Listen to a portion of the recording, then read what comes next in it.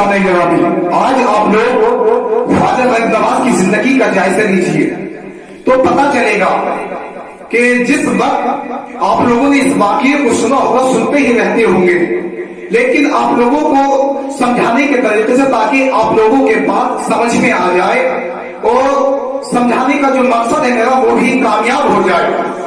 جس وقت خواجہ غریب نواز اناس آغا کے پاس تشریف فرماتے، اس وقت سچویشن یہ تھی، اس وقت کا ماحول یہ تھا کہ جب راج پرتھوی راج نے دیکھا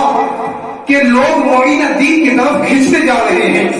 معین الدین سے سچی محبت کر رہے ہیں، ان کے دیوانے بھی بنتے جا رہے ہیں، ان کے عاشق بھی بنتے جا رہے ہیں، اگر معین الدین کو یہاں سے نہ اٹھایا گیا تو نہ جانے کتنے لوگ کلمہ شریف پڑھ کر اسلام میں داخل ہو جائیں گے۔ راج پرتھوی راج نے سوچا کہ معین الدین کو یہاں سے ہٹانا اتنا آسان نہیں ہے، اتنا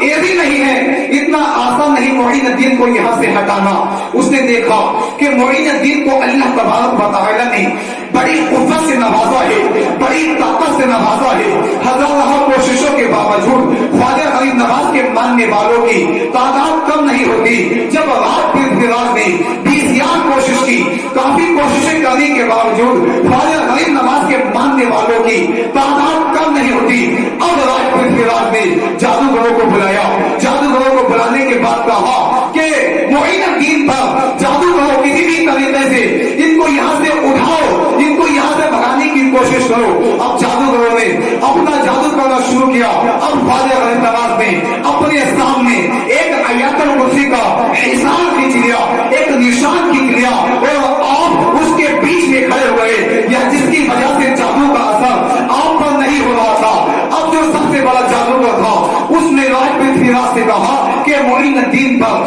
جادو کا اثر اس وقت ہوگا جب ان کی نگاہ، جب ان کی نظر خطا آ جائے گی تو جادو کرنا ہم لوگوں کے لیے آسان ہو جائے گا۔ اے مسلمانوں توجہ کے ساتھ سنا، جب راج پرتھوی راج نے اتنا سنا تو اس نے اس شہر میں جتنی بھی حسینائیں تھی سب کو مدعو کیا۔ مدعو کرنے کے بعد کہا کہ جاؤ اناس ساگر میں نہانے کے لیے جاؤ، جیسے ہی تم اناس ساگر میں نہاؤ گی تو کنارے بیٹھا یہ معین الدین، جب اس کی نظر، اس کی نگاہ تم لوگوں پر پڑے گی تو اس کی نظر گندی ہو جائے گی اور جادو کرنا ہم لوگوں پر آسان ہو جائے گا۔ اب وہ جاتی ہے اناس ساگر میں نہانے لگتی ہے، لیکن اے لوگوں خواجہ غریب نواز کا بڑی حال ہے، آپ کلام مجید میں اس قدر ڈوبے ہوئے ہیں، اتنے مصروف ہیں، آپ ان کی طرف دیکھ بھی نہیں رہے ہیں۔ جب کافی وقت گزر جاتا ہے اب وہ واپس جاتی ہیں اور راج پرتھوی راج سے کہتی ہیں نہ جانے اس کی آنکھوں میں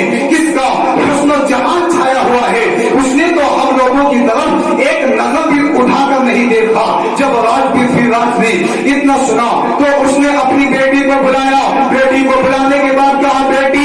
میں تم سے کچھ کام لینا چاہتا ہوں۔ بیٹی نے کہا کیا کام ہے؟ اب راج پرتھوی راج نے کہا کام یہ ہے کہ تمہیں اناس ساگر میں نہانے کے لیے جانا ہے، کنارے بیٹھا یہ معین الدین جب تم کو نہاتے ہوئے دیکھے گا تو اس کی نگاہ خطا آ جائے گی اور جادو کرنا ہم لوگوں کے لیے آسان ہو جائے گا۔ بیٹی نے کہا آپ ٹینشن نہ لیں، آپ فکر نہ کریں، میں ابھی جاتی ہوں اور معین الدین کو اپنے دامن میں گرفتار کر لیتی ہوں، اپنے فیض میں گرفتار کرتی ہوں، اپنے جال میں پھنساتی ہوں۔ اب اس کی بیٹی نہانے کے لیے جاتی ہے، لیکن اے لوگوں خواجہ غریب نواز کا وہی حال ہے، آپ کلام مجید پڑھ رہے ہیں اور کلام پاک کی تلاوت میں اس قدر مصروف ہے ان کی طرف دیکھ بھی نہیں رہے ہیں۔ جب کافی ٹائم گزر جاتا ہے اس کی بیٹی نے دیکھا کہ معین الدین کو ایک نظر بھی اٹھا کر نہیں دیکھ رہا ہے تو اس کی بیٹی نے دور سے آواز لگائی یا معین الدین۔ معین الدین کی معنی ہے دین کی مدد کرنے والا۔